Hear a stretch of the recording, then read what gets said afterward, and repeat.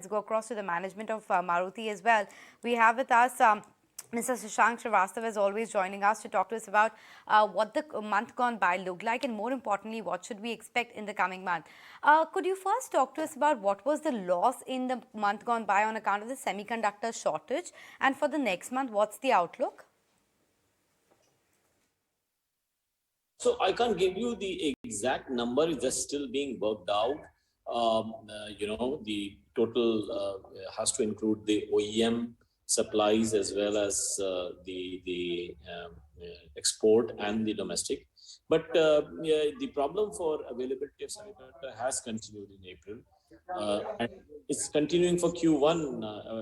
Also, it's quite clear. In fact, if you look at the last year, we lost about 170,000 units last year because of the semiconductor shortage. Q4, we lost 38,000. Q3, we lost about 46,000. So it hasn't been a good year last year as far as semiconductor supply goes. In fact, we lost 170,000 units, as just mentioned, roughly translating into 4.13% in terms of market share. So this has continued in Q1, but hopefully from our analysis, we think it's going to be better from Q2 onwards, although we have a very limited visibility of the semiconductor components availability going forward. There's been a small increase in the small car sales on a month-on-month basis. Have the rural sales been supportive, Mr. Srivastava? Actually, we have to look at the figure for the small cars in April with a pinch of salt, because this is not comparable figures. We've just saw the phasing out of Alto 800, as you know, because after the introduction of the BS6 phase 2 norms, it will take some time for these volumes to be transferred to Alto K10, which is what we are targeting to do. Alto K10 being the cheapest small car in the country after the retirement of Alto 800. So I think it's going to take a little bit of time.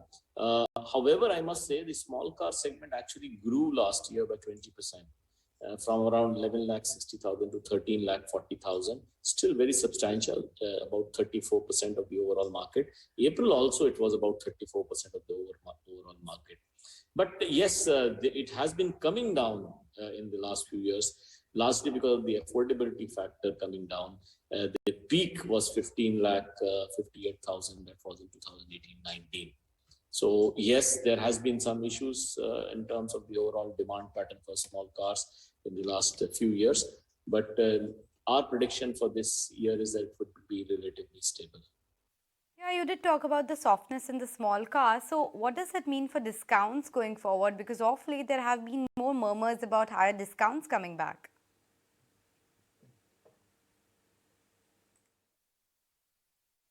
Yeah, of course, as I said, car discounts is actually a function of availability and the demand, basically a demand supply gap. And going forward, I would expect that in those models where the supply continues to be good, you will see the prevailing discount levels continuing.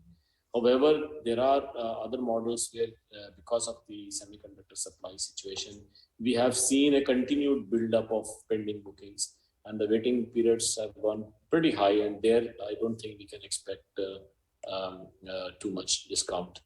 As I keep saying, it's a tale of two cities. One city where models are is a bunch of models where you have more availability than the demand, and on the other hand, you have less availability than the demand.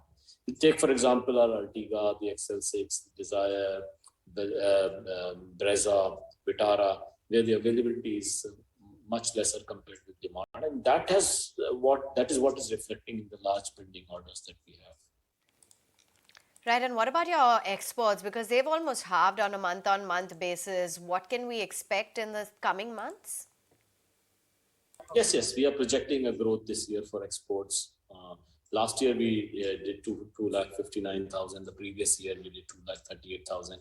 Both the 2,38,000 that we did in 21-22 and 259,000 which we did in 22-23, both have been record numbers. and there was a growth last year as well. And we became the number one exporter of passenger vehicles from India. In fact, even this year we are expecting growth in the export market. If you can give us some color as to what the latest launches have been doing. We know about the success of Grand Vitara, but other than that, Fronx, etc. So we have the Grand Vitara was launched last September. It's doing fantastically well. In last year, we sold about 51,000 vehicles of the Grand Vitara. It's doing roughly about 10,000 a month in terms of, and there is some shortfall, as I mentioned, because of the component shortage.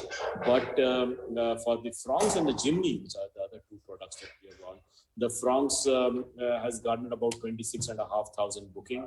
We started the retails just about last week. And the Jimny also has got about 26,500 bookings. The sale of Jimny will start sometime towards the end of May. All right, we'll let you go on that note. Thank you so much then for taking time out and joining in and giving us a view on how things are shaping up for